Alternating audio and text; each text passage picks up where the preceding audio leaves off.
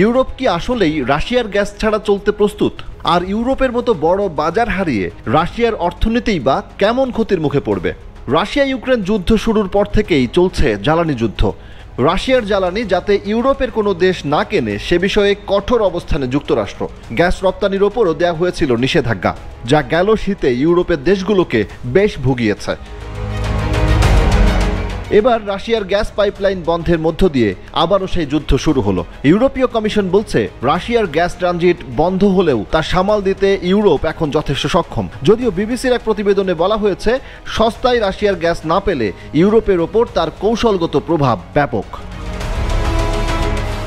রাশিয়ার ওপর নির্ভরশীলতা কমাতে কাতার ও যুক্তরাষ্ট্র থেকে এলএনজি আমদানি এবং নরওয়ে থেকে পাইপলাইনের মাধ্যমে গ্যাস নিচ্ছে ইউরোপের অনেক দেশ।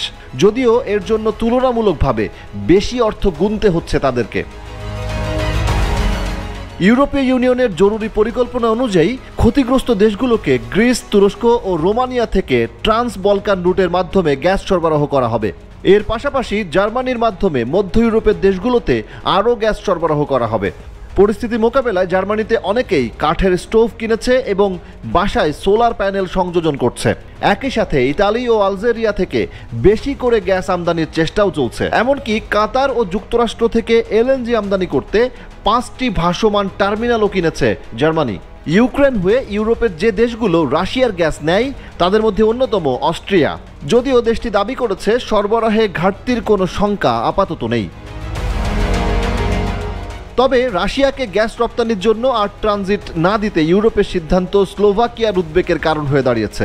রাশিয়াকে গ্যাস রপ্তানির জন্য আর ট্রানজিট না দিতে ইউক্রেনের সিদ্ধান্ত স্লোভাকিয়ার উদ্বেগের কারণ হয়ে দাঁড়িয়েছে। এমন পরিস্থিতিতে গ্যাস না পেলে ইউক্রেনে বিদ্যুৎ সরবরাহ বন্ধের হুমকি দিয়েছে স্লোভাকিয়া। যদিও স্লোভাকিয়া বিদ্যুৎ রপ্তানি বন্ধ করলে ইউক্রেনকে সহায়তার প্রস্তাব দিয়েছে পোল্যান্ড। রাশিয়ার গ্যাস না পেয়ে বড় ধরনের ক্ষতির মুখে পড়তে পারে মলদোভা। দেশটির জ্বালানি খাতে ডিসেম্বরের মাঝামাঝি থেকে জরুরি অবস্থাও চলছে। এদিকে ইউরোপে গ্যাস রপ্তানি বন্ধ হলে নিঃসন্দেহে রাশিয়া একটি বড় বাজার হারাবে। যদিও পুতিন বলছেন এর কারণে ইউরোপের দেশগুলোই বেশি ক্ষতির মুখে পড়বে।